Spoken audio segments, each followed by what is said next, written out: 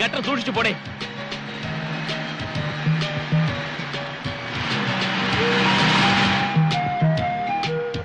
വെളിയിൽ നിന്നുള്ള അണ്ടിയുടെ വരവോടെ നമ്മുടെ അണ്ടിക്ക് മാർക്കറ്റില്ലാണ്ടായി പോയി.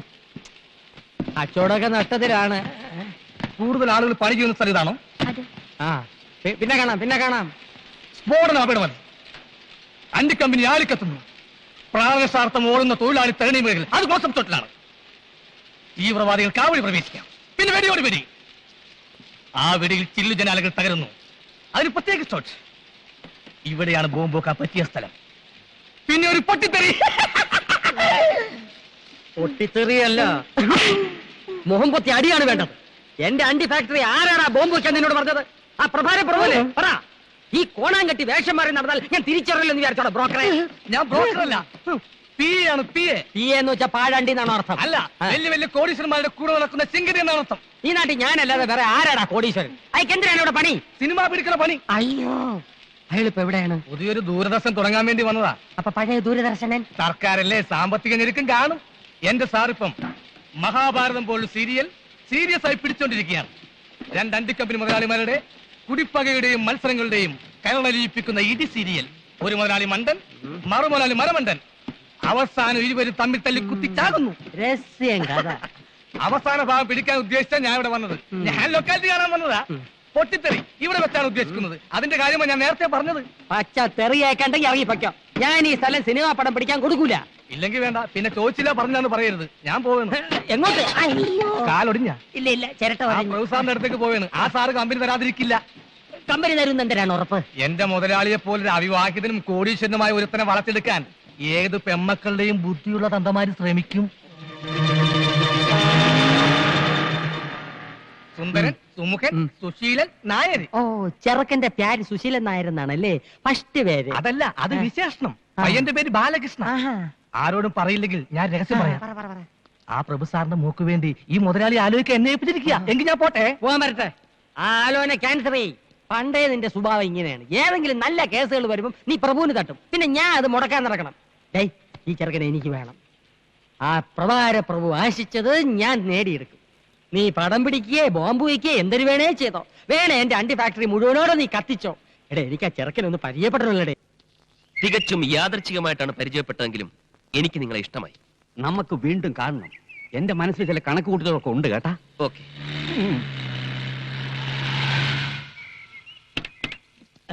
അവൻ മുമ്പേ എത്തി. ഓടുന്ന പട്ടിക്ക് ഒരു മുഴം മുൻപേ.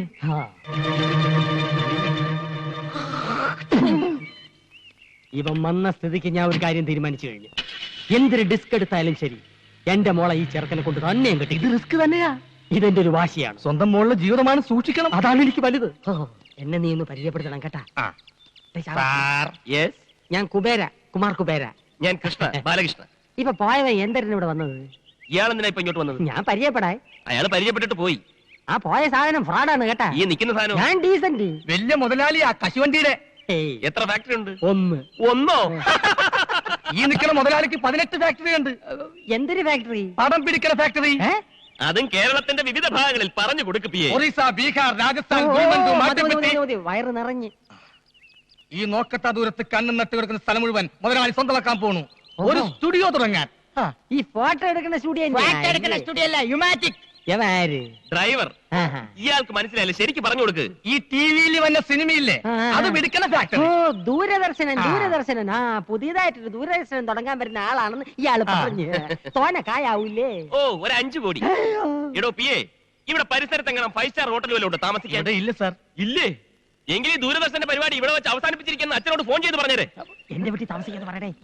സാറിന് വിരോധം ഇല്ലെങ്കിൽ ഈ കുബേർ സാറിന്റെ വീട്ടിൽ താമസിക്കാം. എനിക്കത് ബുദ്ധിമുട്ടാവും. ഇപ്പൊ ഇവിടുന്ന് പോയ ആൾ ഇത് തന്നെയല്ലേ പറഞ്ഞത്? അയ്യോ, അവന്റെ വീട്ടിൽ താമസിക്കരുത്. അവന്റെ ഭാര്യയ്ക്ക് പകർച്ചവ്യാധിയാണ്. നിങ്ങളുടെ ഭാര്യയ്ക്ക് ഒരു വ്യാധിയില്ല. ഇനി വരാതെ നോക്കണം. മറ്റൊരു വഴിയില്ലെങ്കിൽ നമുക്ക് ഇയാളെ വീട്ടിൽ താമസിക്കാം അല്ലേ? ഡ്രൈവർ, ഒരു 50,000 രൂപ ചെക്ക് എഴുതി. അയ്യോ, പണം തന്നെ അവമാനിക്കരുത്. ഇതൊരു സഹായമായിട്ട് കരുതണം, എന്റെ മനനിമ്മതിക്ക് വേണ്ടി. ശരി. എങ്കിൽ നമുക്ക് ഇയാളുടെ വീട്ടിലേക്ക് പോവാം. ഡ്രൈവർ, വണ്ടി എടുക്കും.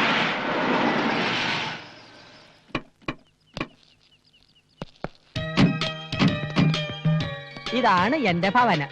അപ്പൊ അതോ? അതൊരു കൂതറ ദരിദ്രവാസിയുടെ. അയൽവാസി ഒരു ദരിദ്രവാസി. മൊത്തത്തിൽ ഒരു ചീപ്പ് ലുക്ക്. നമ്മുടെ സർവൻസിന്റെ കോട്ടേജിന്റെ അത്ര പോലും വലിപ്പമില്ല.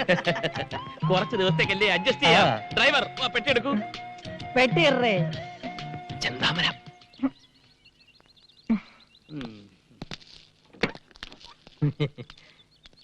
എടടേ എന്താ എന്താ ഇവൻ എന്തോന്ന് ഇത് 10 കിലോ പെട്ടി വെച്ച് തിരിഞ്ഞളിക്കുന്നത്? തട്ടി തോളിക്കെട്ടടാ, കേട്ടടേ തട്ടി തോളിക്കെട്ടടാ. കേട്ടടാ. ഇങ്ങോട്ട് പറയും ഇതൊക്കെ ഒരു നേക്കാ. ഇത്രേ ഉള്ളൂ, ഇത്രേ ഉള്ളൂ. ഈസി അല്ലേ? തൊഴിലെന്താണെന്ന് ഇപ്പഴറിയിക്കണ. എന്തൊരു രണ്ടും കൂടെ കിന്നാരം ഈ പറയണത്? മുതലാളിയുടെ ഒരു കാര്യം കണ്ട തൊഴിലാളിയാണെന്ന് ആരും പറയൂ. എടേ അറിഞ്ഞുകൂടാത്ത വേലകൾ പറഞ്ഞു കൊടുക്കണേന് ഒരു തെറ്റുമില്ല. അത് ശരിയാ. നീ എന്തോന്ന് തലയിൽ ലോഡും കെറ്റി മിഴുങ്ങിയാ നിക്കുന്നത്? അകത്തോണ്ട് പോയി തട്ട്. അയ്യോ അവ എന്നെ തട്ടി കൊണ്ട് അകത്തു വയ്യടേ. ചുമട് അകത്തുകൊണ്ട് തട്ടാ ഇപ്പൊ പറഞ്ഞു. ഈ ഭാഷകൾ എങ്ങനെ പഠിച്ച്? ഇവന്മാരോട് സംസാരിക്കാൻ വേണ്ടി മുതലാളി ട്യൂഷൻ എടുത്ത് പഠിച്ചതാ. തന്നെ ദോ ഇറങ്ങി നിൽക്കുന്ന ചെവല കൂതറ.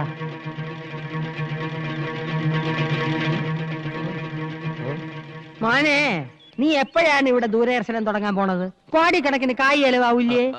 പിന്നെ ആ ചില കഴിപ്പണം കെട്ടവന്മാരെ കൊണ്ട് ഒരു ഇരിക്കെ പുറതയില്ല ചെല്ല. ഇവിടെ നിന്നാ കണ്ണു വിട്ടുവിടും. വാ അകത്തോട്ട് പോവാം. നമുക്ക് വെള്ളങ്ങളൊക്കെ കുടിച്ചിരിക്കാം. ഇവിടെ പലരും വിചാരിച്ചിട്ട് നടക്കാത്ത പല കാര്യങ്ങളും ഇനി ഈ കുബേരൻ നടത്തും. ഒലത്തും. എന്താ? അയൽവാസി ഒരു ദരിദ്രവാസി. അത് നിന്റെ അച്ഛൻ. വാ. ഓ ഇത്രയും സൗകര്യങ്ങളൊക്കെ ഇവിടെ ഉള്ളൂ. ഇവിടെ താമസിക്കണേന് വിരോധമൊന്നും ഇല്ലല്ലോ. നോക്കാം നോക്കാം. ഹലോ മച്ചനോട് സാറിന സാറിന. ഹലോ. ആ എടാ തെണ്ടി, നീ കുറച്ചു നാളായി ചെന്താമരയുടെ കാര്യം പറഞ്ഞ് എന്നെ ഭീഷണിപ്പെടുത്താൻ തുടങ്ങിയിട്ട്. നീ അധികം വെളിച്ചിലെടുത്താണ്ടല്ലോ, ആ കോട്ടും സൂട്ടും ഊരി ഞാൻ അങ്ങോട്ട് പോവും. പിന്നെ നിന്റെ മുമ്പിൽ ഇരിക്കണ കോന്തന്റെ മകളെ കെട്ടണ എനിക്കൊന്ന് കാണണം. हम तुम के कमरे में बंद हो. राजा का रानी से प्यार हो गया. ഓ അവന്റെ ഒടുക്കത്തിൽ ഹിന്ദി പാട്ട്. ഫോൺ വെക്കട മൈച്ചാനെ. अच्छा अच्छा. मनीषा कोड़ियाला से पकड़ो. ഓഫ് ഓഫി ഓഫി. നമ്മുടെ സീരിയലിൽ ആദ്യത്തെ എപ്പിസോഡിൽ മനീഷ കൊടിയാളക്ക് ഡേറ്റ് ഇല്ല. നമുക്ക് ജൂഹി ചൗളയെ ബുക്ക് ചെയ്യാം സാർ. അയ്യേ ചാള വേണ്ട അയ്യം. നമുക്ക് നെമ്മി വാങ്ങിക്കാം നെമ്മി. അച്ഛാ അച്ഛാ അച്ഛാ. അല്ല അച്ഛന്റെ കാര്യം കേട്ടപ്പോഴാണ് ഒരു കാര്യം നിരൂപിച്ചത്. ബാലകൃഷ്ണന്റെ അച്ഛന്റെ പേരെന്തര്? മാട്ടുപ്പെട്ടി മഹാദേവൻ.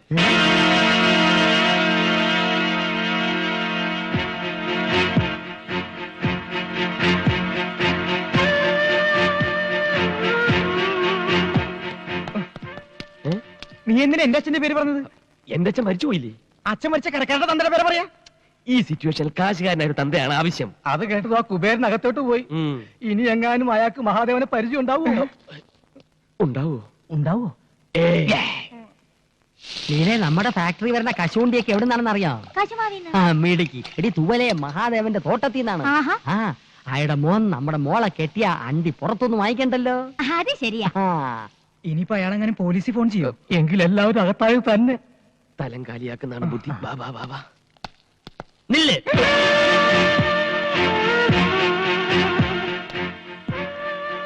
ഇനി വാടി.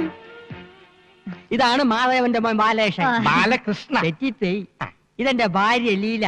ലീല കുബേര. ഹലോ. ഹലോ. എവിടെ ലക്ഷ്മി? ലക്ഷ്മി. ലക്ഷ്മി ലക്ഷ്മി. ഓ അപ്പൊ ഇവിടെ വേറെ പെൺകുട്ടികളൊക്കെ ഉണ്ടല്ലേ? പെൺകുട്ടികളില്ല, ഒരു പെൺകുട്ടിയേ ഉള്ളൂ. എന്റെ മോള് ലക്ഷ്മി, സാക്ഷാൽ മഹാലക്ഷ്മി. എന്തിനാ ഡാഡി വിളിച്ച? പ്യാടിച്ചു വായ. മോൻ കഴിഞ്ഞിട്ട് പാടി. മാടപ്രാവിനെ പോലെ കുണുങ്ങി കുണുങ്ങി പോണത് കണ്ടാടിയേ. പകർച്ചവ്യാധിയാണോ? അയ്യോ അല്ല, മുഖത്തിനൊരു പോതരവ് കിട്ടാൻ വേണ്ടി പെരട്ടണ കുഴമ്പ്. എന്തിനാ എന്റെ പേര്? അതിപ്പോ നിനക്ക് പറഞ്ഞൂടെ? പിന്നെ എന്തിനു പുല്ലിന് നീ സൗന്ദര്യക്കടയിൽ കയറി ഇറങ്ങണം? അതുപോലെ മോള് കണ്ണി കണ്ട മാസികളൊക്കെ വായിച്ച് അവൾ എന്തൊരു കണ്ടാലും എടുത്ത് മോന്തയ്ക്ക് പരട്ടും. വെള്ളരിക്കണ്ടവള് വിടൂല്ല. വെട്ടിയെടുത്ത് കണ്ണി ഒട്ടിക്കും, കാരറ്റ് എടുത്ത് ചുരണ്ടും, റവ എടുത്ത് തലയെ തേക്കും, കുളിക്കുന്നത് പയറുപൊടി തേച്ച്, മോൻ കഴിവണത് ആട്ടും പാലില്. ഹോ ചെലവോട് ചെലവ്. എന്തൊരു കഷ്ടം. ഞാൻ ഒരു പണക്കാരനല്ലായിരുന്നു, ഇപ്പൊ പിച്ചക്കാരനായനെ. എന്തൊരു അവര് പെക്കളഞ്ഞത്. എത്ര കോടി രൂപ കിട്ടിയാലും ഈ അവതാരത്തിന് എനിക്ക് വേണ്ട. അയ്യോ ഒറിജിനൽ രൂപത്തിന് യാതൊരു കുഴപ്പമില്ല. അത് നിനക്ക് എങ്ങനെ അറിയാം? ഇതെന്തൊരു ചർച്ചകള്? അല്ല, ഈ പ്രായത്തിലുള്ള പെൺപിള്ളേരുടെ വീട്ടിൽ കഴിയാൻ മടിയാണെന്ന് മടിച്ച് മടിച്ച് പറയായിരുന്നു മുതലാളി.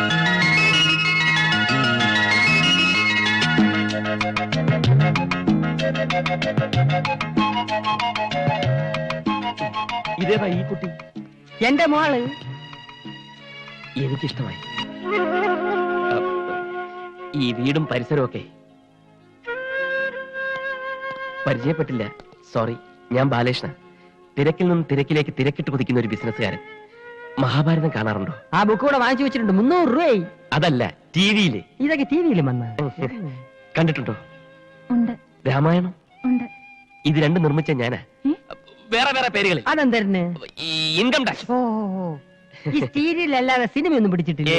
ഒരെണ്ണുണ്ട്. ആ, ഒരെണ്ണം. കൂലി നമ്പർ 1. കൂലി ഇംഗ്ലീഷ് സിനിമ. ഇനി ഞാൻ കഥ, തിരക്കഥ, വസനം എഴുതി സംവിധാനം ചെയ്യുന്ന ഒരു സീരിയൽ നിർമ്മിക്കാൻ പോകുന്നു. എത്ര എപ്പീസ്? 1000. ഇത്രയും നീളോ? അതേത് സീരിയൽ? രാമായണം 2ാം ഭാഗം. ഇംഗ്ലീഷാ. ഒരു ചെറിയ വേഷം ഞാനും അഭിനയിക്കുന്നുണ്ട്, രാമന്റെ. എന്റെ മനസ്സിലുള്ള സീതയുടെ രൂപം ഇതാണ്. സെലക്ട് ചെയ്താ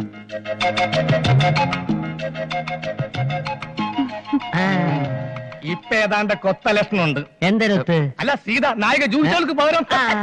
മുതലാളി, ഞാനിപ്പോ പോട്ടെ. താനോടെ പോന്നു? അച്ഛന്റെ അടുത്തേക്ക്. ഇവിടെയുള്ള എല്ലാ കാര്യങ്ങളും അച്ഛനെ പറഞ്ഞ് മനസ്സിലാക്കണം. വലിയ വിഷമക്കാരനാ. ഇവിടെ എല്ലാ കാര്യങ്ങളും ഭംഗിയായി നടന്നു കഴിയുമ്പോ ഞാനിങ്ങെത്താ. പോലെ താൻ പോയാൽ ശരിയാവില്ല. യവൻ പോണെങ്കി പോട്ടെ.